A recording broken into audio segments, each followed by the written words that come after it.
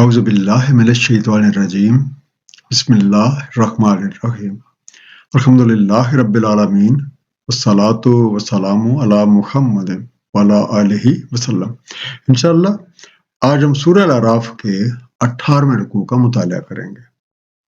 اس سے پچھلے رکوع کا خاتمہ اس بات پہ ہوا تھا کہ جو لوگ اپنے رب کریم کی نشانیوں کو جھٹلاتے ہیں اور آخرت کی ملاقات کو بلائے رکھتے ہیں، ان کے اعمال ضائع ہو جاتے ہیں اور انہیں اپنے کرتوتوں کی سزا مل کے رہتی ہے۔ آئیے مطالعہ قرآن کا آغاز اس دعا کے ساتھ کرتے ہیں کہ اللہ تعالی ہم سب کو قرآن کریم کا صحیح مفہوم عطا فرمائیں اور اس پہ نبی کریم صلی اللہ علیہ وآلہ وسلم کی سنت مبارکہ کے مطابق عمل کرنے کی توفیق عطا فرمائیں۔ سورہ الاعراف رکوع نمبر 18 جو کہ آیات 148 سے 151 پہ مشتمل ہے۔ بسم اللہ الرحمن الرحیم۔ وَاتَّخَذَ قَوْمُ مُوسَىٰ مِن بَعْدِهِ مِنْ حُلِيِّهِمْ عِجْلًا جَسَدًا لَهُ خُوَارٌ، اور اخذ کر لیا قوم موسیٰ علیہ السلام نے آپ کے بعد اپنے زیورات سے ایک بچڑے کا جسد اور اس میں سے ایک آواز نکلتی تھی۔ أَلَمْ يَرَوْا أَنَّهُ لَا يُكَلِّمُهُمْ وَلَا يَهْدِيهِمْ سَبِيلًا، تو کیا نہ دیکھا انہوں نے کہ نہ وہ کلام کرتا ہے ان سے اور نہ رہنمائی کرتا ہے ان کی کسی راہ میں۔ اتخذوا وكانوا ظالمین، اور وہ اسے بنا بیٹھے اور وہ ظالم تھے۔ حلیہم ان کے زیورات، their ornaments، جسدن دھڑ، امیج، خوار ایک ہلکی سی آواز، allowing sound، گائے، بیل، بکری، اونٹ یا ہرن کی آواز کو بھی خوار کہا جاتا ہے۔ حضرت موسیٰ علیہ السلام کی عدم موجودگی میں ان کی قوم نے اپنے زیورات سے بچڑے کا ایک دھڑ سا بنا لیا جس میں سے ایک جانور کی سی آواز نکلتی تھی۔ اس کام میں سامری پیش تھا۔ سورہ طٰہٰ آیت نمبر 85 میں ارشاد ہے، فرمایا تو ہم نے البتہ فتنے میں ڈال دیا ہے تمہاری قوم کو تمہارے بعد، اور بٹکھا دیا ہے انہیں سامری نے۔ وہ لوگ سامری کی اس شعبدہ بازی سے اس قدر متاثر ہوئے کہ بغیر سوچے سمجھے اسے اپنا الہ قرار دے دیا۔ اس واقعہ کی تفصیلات سورہ طٰہٰ کی آیت نمبر 86 سے آیت نمبر 99 میں مذکور ہیں۔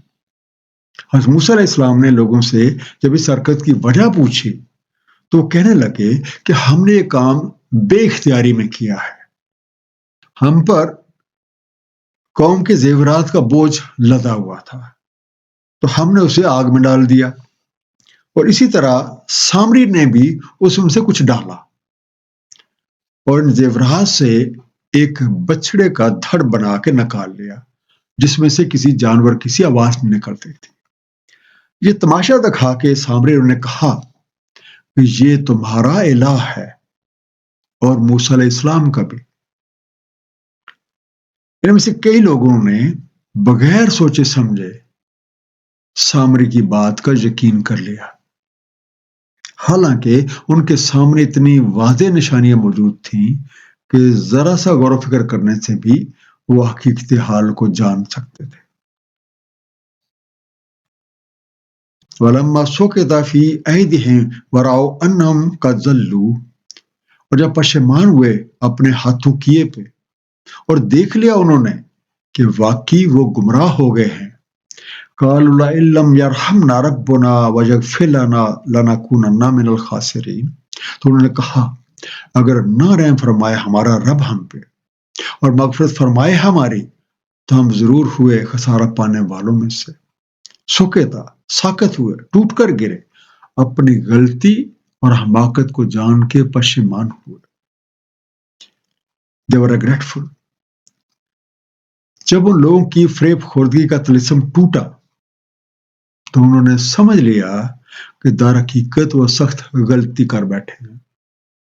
حالانکہ اس سے پہلے حضرت ہارون علیہ السلام نے لوگوں کو خبردار کیا تھا اور برملا کہہ دیا تھا کہ تم لوگ اس بچڑے کے ذریعے فتنے میں مبتلا ہو گئے ہو۔ سورہ طٰہٰ آیت نمبر 90 اور 91 میں ارشاد ہے، تحقیق ہارون علیہ السلام نے اس سے پہلے ان سے کہا اے میری قوم، دراصل تم فتنے میں پڑ گئے ہو اس کی وجہ سے، بے شک تمہارا رب رحمان ہے، بس میری اتباع کرو اور میرے امر کی اطاعت کرو۔ انہوں نے کہا ہم تو اسی پہ جمے رہیں گے جب تک واپس نہیں آئیں گے موسیٰ علیہ السلام ہمارے پاس۔ وَلَمَّا رَجَعَ مُوسَىٰ إِلَىٰ قَوْمِهِ غَضْبَانَ آسِفًا، جب لوٹے موسیٰ علیہ السلام اپنی قوم کی طرف غضب سے بھرے، تاسف کرتے ہوئے، قَالَ بِئْسَ مَا خَلَفْتُمُونِی مِن بَعْدِی، فرمایا کتنی سنگین تم نے میری جانشینی کی میرے بعد۔ عَجِلْتُمْ أَمْرَ رَبِّکُمْ، کیا تم نے اجلت کی اپنے رب کے امر سے؟ وَأَلْقَى الْأَلْوَاحَ وَأَخَذَ بِرَأْسِ أَخِیہِ یَجُرُّهُ إِلَیہِ، اور ڈال دیں الواح اور پکڑا سر اپنے بھائی کا، کھینچا اپنی طرف، غضبان غصے سے بھرے ہوئے، اینگری، آصفہ افسوس کرتے ہوئے، گریفڈ، یجرہ کھینچا اسے، ڈریگنگ ہے۔ حضرت موسیٰ علیہ السلام جب واپس آئے تو قوم کی حماقت کو دیکھ کے سخت رنجیدہ خاطر ہوئے اور ان کے طرز عمل پہ انتہائی افسوس کا اظہار کیا، انہیں ملامت کی کہ انہیں آنے اور جانے میں کوئی لمبا عرصہ نہیں گزرا، اور یہ اجلت بازی میں کیسے غلط کاموں میں پڑ گئے ہیں۔ غم و غصے کی حالت میں الواح کو بھی ایک طرف ڈال دیا اور اپنے بھائی ہارون علیہ السلام سے اس بارے میں دریافت کیا، جس کا ذکر سورہ طٰہٰ کی آیت نمبر 91 سے 94 میں ہے، جس کے مطابق حضرت موسیٰ علیہ السلام نے پوچھا، اے ہارون، تمہیں کس چیز نے روکے رکھا جب تم نے دیکھا کہ یہ گمراہ ہو رہے ہیں اور میرے طریقے کی پیروی نہیں کر رہے، کیا تم نے نافرمانی کی ہے؟ آیت جاری ہے،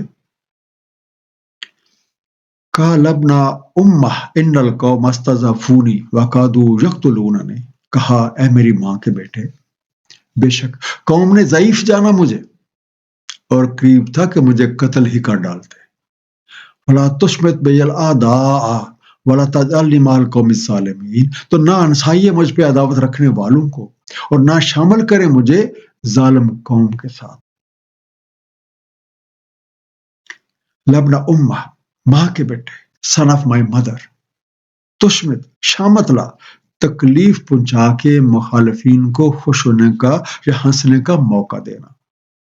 سورہ طٰہٰ آیت نمبر 94 کے مطابق حضرت ہارون علیہ السلام نے جواب دیا کہ میرے بھائی، ان لوگوں نے مجھے کمزور سمجھا اور قریب تھا کہ مجھے مار ہی ڈالتے۔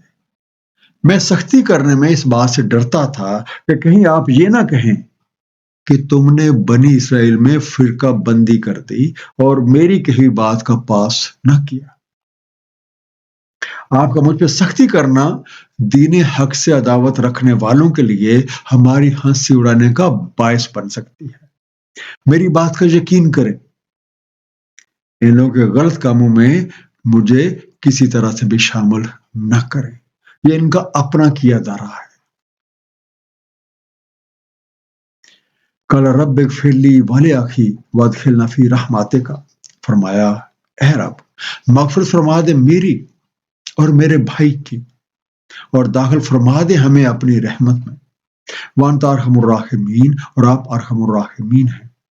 حضرت ہارون علیہ السلام کی وضاحت کے بعد حضرت موسیٰ علیہ السلام نے رب کریم سے دعا کی کہ انہیں اپنی جانب سے سامان مغفرت مہیا فرما دے اور اپنی رحمت میں داخل فرما دے، کیونکہ آپ ہی سب سے زیادہ رحم فرمانے والے ہیں۔ ایک مختصر سا خلاصہ اس مختصر رکوع کا، حضرت موسیٰ علیہ السلام کی عدم موجودگی میں ان کی قوم نے اپنی زیورات سے بچڑے کا ایک دھڑ سا بنا لیا جس سے ایک جانور کی سی آواز نکلتی تھی، اور اس کام میں سامری پیش تھا۔ لوگ اس شعبدے سے اس قدر متاثر ہوئے کہ انہوں نے بغیر سوچے سمجھے بچڑے کو اپنا الہ قرار دے لیا۔ حضرت ہارون علیہ السلام نے انہیں اس کام سے باز رکھنے کی کوشش کی تو لوگ لڑنے مرنے پہ تل گئے اور صاف کہہ دیا کہ جب تک حضرت موسیٰ علیہ السلام واپس نہیں آئیں گے وہ اسی کام میں لگے رہیں گے۔ جب حضرت موسیٰ علیہ السلام واپس آئے تو قوم کو اس حالت میں دیکھ کے غضب آمیز تعصف سے بھر گئے، الوا ایک طرف ڈال دی اور ہارون علیہ السلام سے سب ماجرا دریافت کیا۔ حالات سے واقف ہوتے ہی آپ نے رب کریم سے اپنے اور اپنے بھائی کے لیے مغفرت اور رحمت کی دعا کی۔ اللہ تعالیٰ ہم سب کو قرآن کریم کو صحیح طور پہ سمجھنے اور اس پہ عمل کرنے کی توفیق عنایت فرمائے۔ صدق اللہ العلی العظیم، صلی اللہ تعالی علی حبیبہ محمد وآلہ وسلم۔